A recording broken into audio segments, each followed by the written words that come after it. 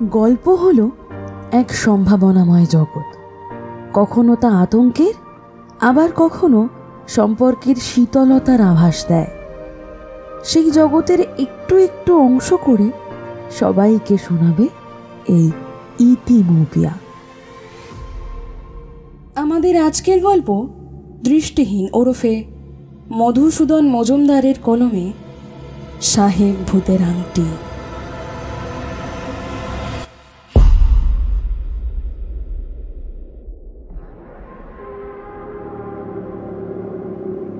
তোমরা হয়তো ভূতে বিশ্বাস করো না, কিন্তু আমি করি।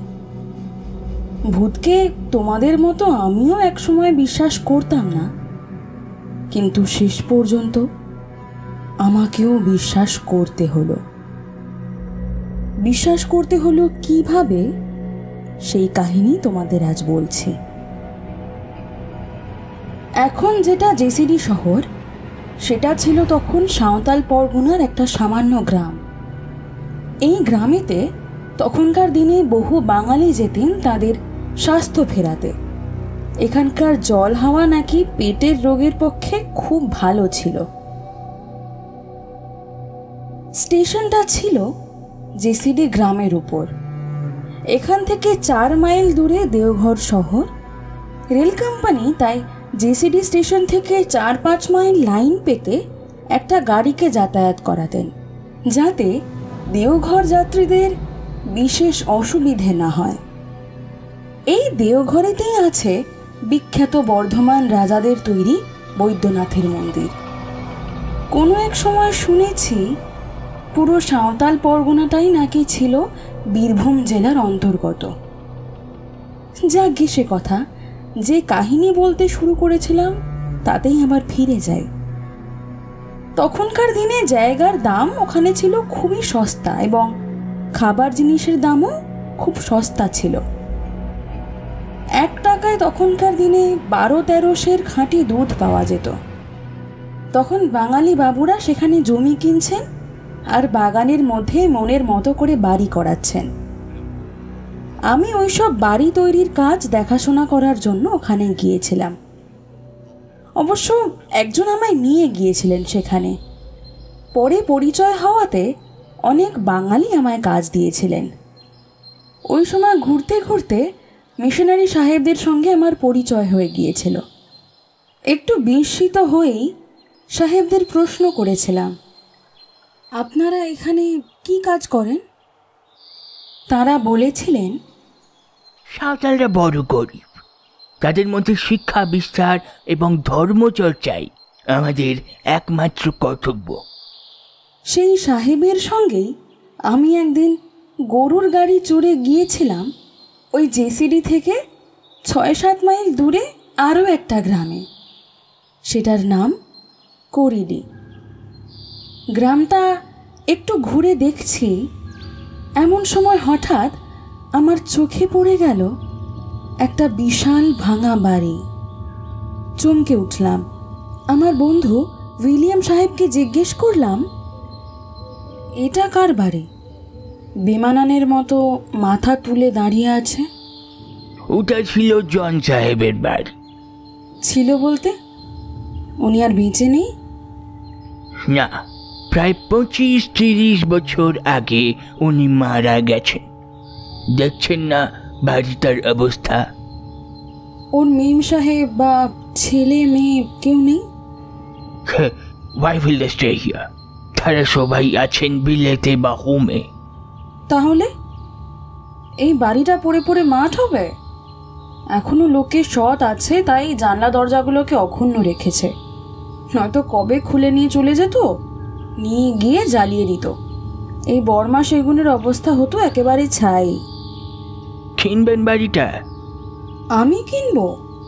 টাকা পাবো কোথায়? তাও মোটামুটি কত দাম হবে? এই ধরুন 500 থেকে 1000 টাকা।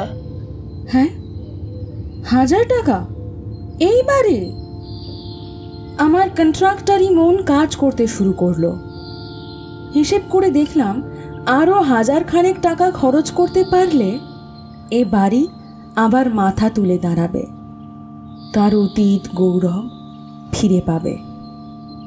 মিস্টার উইলিয়ামকে বললাম, আমাকে একবার বাড়ির ভিতরটা দেখাতে পারেন?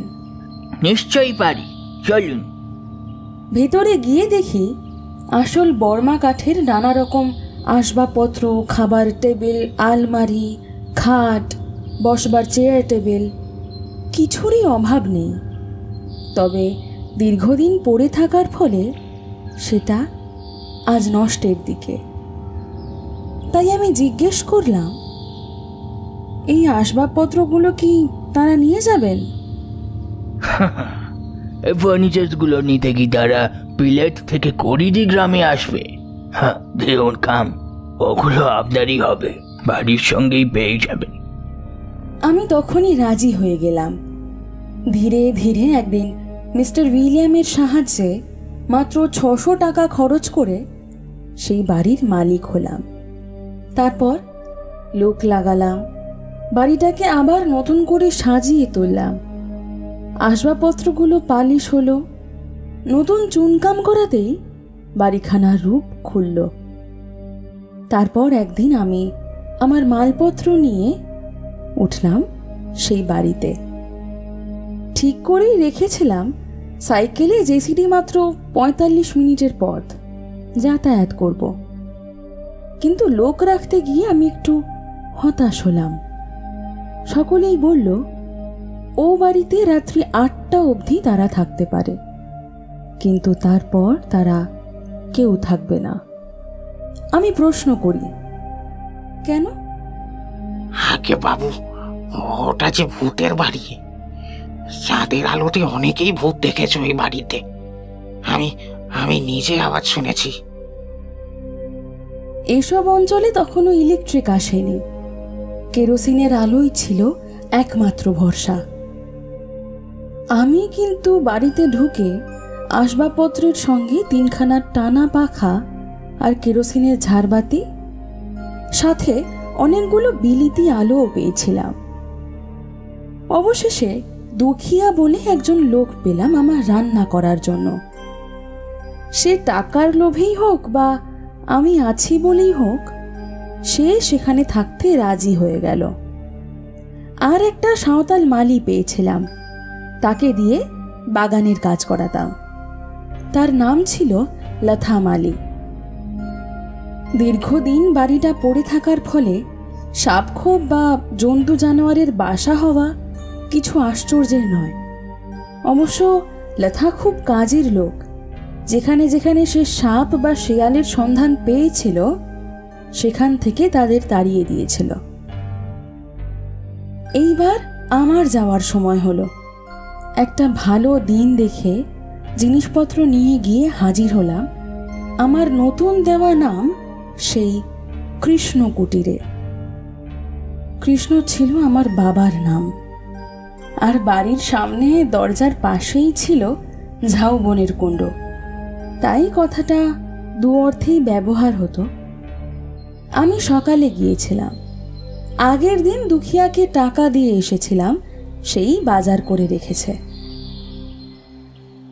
আমি যেতেই সে রান্না চাপিয়ে দিল। 12টার মধ্যেই আমায় খেতেও দিয়ে দিল। তারপর নিজেরা খেয়ে ওরা ওদের নির্দিষ্ট ঘরে বিশ্রাম করতে চলে গেল। আমিও দিনের বেলা বেশ একটা ঘুম দিয়ে বিকেলে উঠলাম। তারপর চা খেয়ে ঘুরতে লাগলাম বাগানের মধ্যে। বেশ সুন্দর সাজিয়েছে। এত সস্তায় এই বাড়িখানা পেয়ে যাওয়াতে নিজেকে খুব চালাক বলে মনে হলো। ঠিক সন্ধে নামার সঙ্গে সঙ্গে বিলিতি ঝাড়লণ্ঠনগুলো জ্বলে উঠল। বেলোয়ারি কাঁচের থেকে ঠিকরে পড়তে লাগলো আলো। আমি একটা ইংরেজি নভেল নিয়ে তখন পড়ছিলাম। 8টার সময় দুখিয়া আমাকে খাবার দিল। খেয়ে নিলাম, কারণ আমার খাওয়ার পর ওরা খেয়ে ওদের ঘরে চলে যাবে। তখন ছিল নভেম্বর মাস। বেশ ঠান্ডা হাওয়া দিতে শুরু করেছে। একটা চাদর গায়ে দিয়ে ইজি চেয়ারে শুয়ে আমি বই পড়তে লাগলাম। তখন হয়তো রাত্রি 10:30। শুতে যাব ভাবছি, হঠাৎ একটা ভারী বুটের শব্দতে আমি চমকে উঠলাম। কে হাঁটছে? তাছাড়া ও ধরনের বুট পায়ে দিয়ে হাঁটার আজকাল তো আর রেওয়াজ নেই। তবে টর্চ নিয়ে বেরিয়ে পড়লাম বারান্দাতে। আতিপাতি করে খোঁজ করেও কারো সন্ধান পেলাম না। এইবার আলো নেভাবার পালা। আলো জ্বালিয়ে রাখা যায়, তাতে তেল খরচ হবে প্রচুর।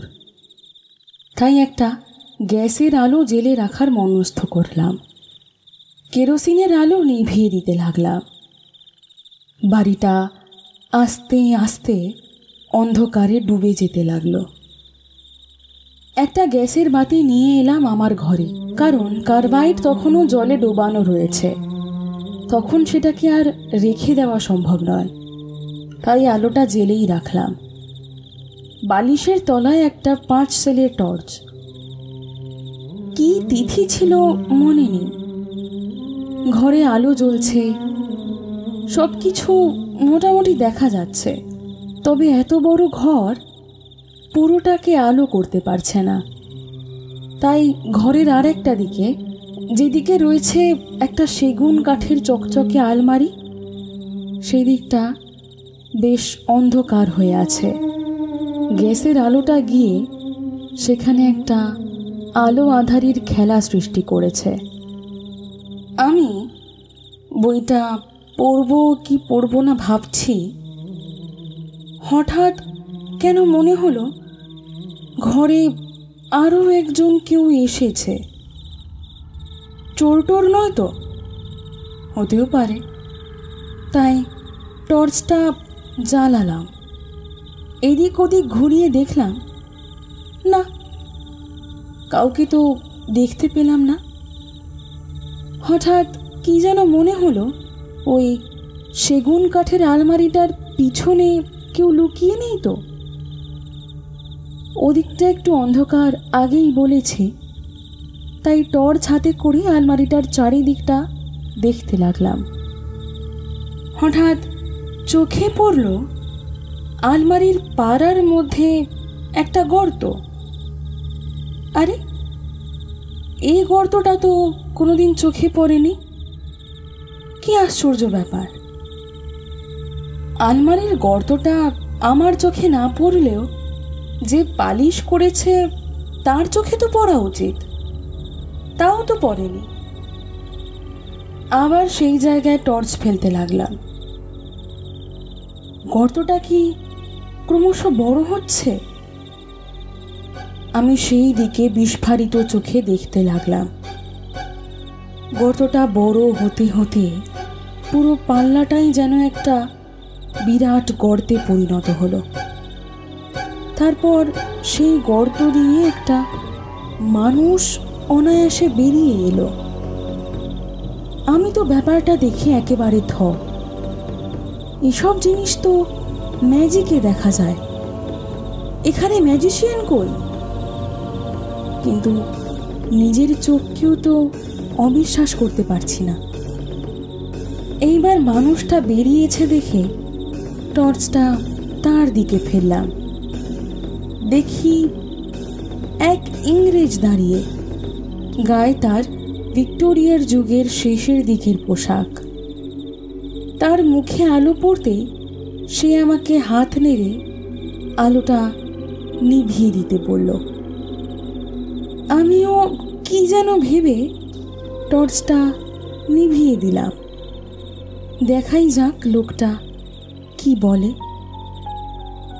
সেই আধো অন্ধকারে দাঁড়িয়ে লোকটা আমায় প্রশ্ন করল, তুমি এই বাড়িতে কেন? কথাটা শুনে মনে হলো সাহেব বোধহয় আইরিশ জাতীয়, কারণ কথার মধ্যে সেই ধরনের একটা টান রয়েছে। আমি একটু সাহস করে বললাম, এ বাড়ি আমি কিনেছি। কেন কিনেছ? কেন আবার? থাকার জন্য। এখানে তুমি থাকতে পারিবে? চেষ্টা আমি করব, আর থাকতে পারবো নাই বা কেন? তুমি কি মিস্টার জনের নাম শোনোনি? হ্যাঁ, সে শুনেছি। তিনি এককালে এ বাড়ির মালিক ছিলেন, আর আমি বাড়িটা কিনেছি তারই স্ত্রী আর ছেলেদের কাছ থেকে। ভালোই করেছ। আমাকে দেখে কি তোমার ভয় করিতেছে? না, ভয় করবে কেন? আমি ঠিক জানি না আপনি সেই জন সাহেব কিনা, কারণ আমি শুনেছিলাম আপনি 30 বছর আগে মারা গেছেন। কিন্তু আপনাকে নিজের চোখে দেখে আমার এখন ভয়ও করছে না, আর খবরটা সত্যি বলে মনেও হচ্ছে না। সাহেব হঠাৎ ঠোঁটের মধ্যে হাত দিয়ে একবার শীষ দিলেন, তারপর আমার দিকে চেয়ে বললেন, যাহা শুনেছ ঠিকই শুনেছ। তবে আপনি কে? আমি সেই জন, তবে প্রেতাত্মা। এই বাগানটার উত্তর পূর্ব কোণে আমার কবর আছে। কই, কোনো অংশ চিহ্ন তো দেখিনি। দেখবে কোথা থেকে? আমাকে পুঁতে দিয়ে ওরা এই বাড়ি ছেড়ে পালিয়ে গেছিল। তারা কারা? আমার ছেলে আর স্ত্রী। এই বাড়িতে একদিন তারা আয়ারল্যান্ড থেকে এসেছিল। আমাকে বলে এই বাড়ি ছেড়ে দেশে ফিরে যেতে, কিন্তু আমি যেতে পারিনি। কেন পারলেন না? এই বাড়ি আর জায়গার উপর আমার একটা দারুণ মায়া পড়ে গেছিল, তাই এখান ছেড়ে আমি আর আয়ারল্যান্ডে ফিরে যেতে পারিনি। সেটা তো ঠান্ডা দেশ, আর এখানে তো দারুণ গরম। তুমি যদি এই বাড়িতে বাস করো, তাহলে তুমিও একদিন বুঝতে পারবে এই বাড়িতে থাকলে গরম হবে না। বাড়ির মোটা ছাদ আর এই পুরু দেওয়ালগুলোই ঘরগুলোকে ঠান্ডা রাখে। তারপর বাগানের গাছপালা তো আছেই। কিন্তু আপনি মারা গেলেন কি করে? সেই রাত্রে বোধহয় ওদের সঙ্গে কথাবার্তা বলতে বলতে আমি খানিকটা উত্তেজিত হয়ে পড়েছিলাম, কারণ ওরা এখানে থাকুক আমি সেটা চাইতাম না। কিন্তু ওরা রয়ে গেল। বুঝলাম আমি যদি না যাই তাহলে এখন এরা এখানে থাকবে। ওরা থাকলেই আমার অশান্তি, তাই সেই রাত্রে ঘুমোতে পারছিলাম না। মাঝরাত্রে হঠাৎ আমার বুকে একটা ব্যথা ধরল, তারপরে আমার শ্বাস বন্ধ হয়ে গেল। ওরা সকালে উঠে আমাকে মরা দেখলো, ভয় পেল, কারণ পুলিশকে খবর দিতে গেলে আমাকে কেউ মেরে ফেলেছে কিনা তারা সন্দেহ করবে, আর তার একটা ভালো জবাবও তারা খুঁজে পাবে না। কারণ আগের রাতে এই গ্রামের সব লোক আমাকে দেখেছে। গ্রাম পাড়াগার খবর পুলিশে যেতে অনেক দেরি হয়, তার মধ্যে ওরা ট্রেন ধরতে অনেক নিশ্চিন্ত হয়ে যাবে। তাই সকালেই একটা কফিনে ভরে ওই উত্তর পূর্ব কোণে আমায় নিচে পুঁতে দিয়ে চলে যায় ওরা বেলা 11টার ট্রেনে। তারপর এখান থেকে কলকাতা, সেখানে ইম্পিরিয়াল মেইল ধরে একেবারে সোজা বিলেত। আচ্ছা, আপনার যেখানে কবরটা আছে সেখানে একটা ক্রুশ চিহ্ন করে দিলে হয় না? না, সেটা ঠিক হবে না। মাঘিরা যাতায়াত করে তোমার এখানে, তাতে আমার ভগবানকে ডাকার বা চরম বিচারের দিনের জন্য অপেক্ষা করার বোধহয় অসুবিধা হবে। এই বাড়ির পিছনে প্রায় 2 কাঠা জমি আমি কিনে রেখেছিলাম। দলিলে সে কথা তুমি নিশ্চয়ই দেখেছ। আমাকে সেইখানে কবর দাও, আর ওই 2 কাঠা জমিতে তোমার মালিকে নিয়ে যদি গোলাপ বাগান করে দাও, তাহলেই আমার আত্মা তৃপ্ত হবে। শোনো বোন, আমার কফিনটা কবর দেবার সময় একজন পাদ্রীকে তুমি ডেকে নিয়ে এসো, যেন সে আমার আত্মার মুক্তির জন্য প্রার্থনা করে। এরপর একটু থেমে সাহেব আবার বলল, তাহলে আমি চলি, তুমি ঘুমাও। দেখলাম আলমারির পাল্লাটা আবার যেন জুড়ে যেতে লাগলো। গর্তটা ছোট হতে হতে একেবারে মিলিয়ে গেল। টর্চটা হাতে ধরাই ছিল, তাই আমার দেখার যে ভুল হয়নি সেই বিষয়ে আমি নিঃসন্দেহ। কিন্তু তবুও যেন মনে হতে লাগলো, আমি কি জেগে স্বপ্ন দেখলাম? বিছানায় গিয়ে শুয়ে পড়লাম। মাথাটা বেশ গরম হয়ে গেছে, ঘুম আসতে চাইবে না। উঠে মুখে চোখে জল দিলাম, তারপর উত্তপ্ত মাথায় কখন যে ঘুমিয়ে পড়েছি তা নিজেই জানতে পারিনি। সকালবেলা ঘুম থেকে উঠলাম, চা খেতে খেতে ব্যাপারটাকে দুঃস্বপ্ন বলে মনে করলাম, কিন্তু 3-4 জন মজুর দিয়ে সেই উত্তর পূর্ব কোণের আম গাছটার নিচে খোঁড়াতেই একটা কফিন পাওয়া গেল। সেই বাক্সটা ঢেকে দিলাম আরও একটা নতুন কফিন দিয়ে। এইবার মিস্টার উইলিয়ামের শরণাপন্ন হলাম।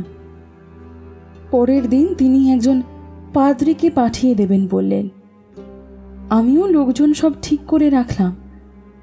পিছনের জমিটা খুঁড়ে একটা কবর তৈরি করলাম, আর তার চতুর্দিকে একটা গোলাপের বাগানও তৈরি করলাম। সব কিছু প্রস্তুত। সেই রাত্রে আবার মিস্টার জনের প্রেতাত্মা এসেছিল আমার কাছে। আমাকে সে ধন্যবাদ দিল, তারপর বলল, তুমি আমার যা উপকার করলে আমার ছেলে স্ত্রী কেউ করেনি। তবে একেবারে ঘুমিয়ে পড়বার আগে তোমার কিছু উপকার আমি করে যেতে চাই। আমার নিজের একটা দামি হীরের আংটি ছিল। ওই ভাঙা সেগুন কাঠের দেরাজটার পিছনে খুঁজলে একটা ড্রয়ার পাবে। সেটা খুলে দেখবে বাঁদিকে একটা কাঠকে টিপলেই সেই কাঠটা সরে যায়, আর সেই জায়গাটাতেই আছে আমার আংটিটা। এটা তুমি নিয়ে নাও, আর পারলে আমার কথা মনে রেখো। পরের দিন জন সাহেবের কথা মতো তাকে কবর দেওয়া হলো। কবর দিয়ে মাটি দেওয়ার পর উপরে সিমেন্ট দিয়ে বাঁধানো হলো, আর তার উপরে পাদ্রী সাহেব নিজে হাতে একটা ক্রস এঁকে দিলেন। তারপর তাদের আদর আপ্যায়ন করে ছাড়তে ছাড়তে আমার বিকেল হয়ে গেছিল। সে রাত্রে আর দেরাজটা ঘাঁটাঘাঁটি করিনি। পরের দিন একা বাড়িতে বসে সেটা খুঁজতেই সেই টানাটাকে খুঁজে পেলাম। তারপর কাঠে চাপ দিতেই কাঠটা সরে গেল। বেরিয়ে এলো একটা জরাজীর্ণ ভেলভেটের বাক্স। তার ভিতর থেকে পেলাম জন সাহেবের বহুমূল্য হীরের আংটিটা। দেখে বুঝলাম হীরেটা অত্যন্ত দামি। একটু মাজা ঘষা করে পরিষ্কার করতেই তার থেকে আলো ছিটকে বেরোলো। বুঝলাম জন সাহেব আমাকে যা যা বলে গিয়েছিল তার একটা বর্ণও মিথ্যে নয়। ভাঙা দেরাজটা সরিয়ে আবারও পালিশ করিয়েছিলাম। আংটিটা কিন্তু আমি হাতে পরিনি, ওই দেরাজের চোরা টানাটাতেই রেখে দিয়েছিলাম।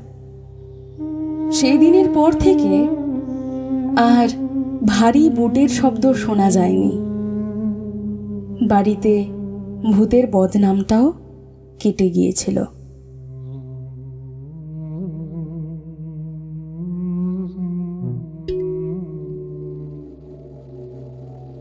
So that is it for today. আপনাদের আলমারির কাঁচ দিয়েও যাতে সাহেব ভূত না বেরিয়ে আসতে পারে তাই জন্য সাবস্ক্রাইব করুন, আপনার বক্তব্য কমেন্ট বক্সে জানান, বেশি বেশি করে লাইক করুন, বন্ধুদের সাথে শেয়ার করুন। আজকের মতো শুভরাত্রি। ইতি মৌপিয়া।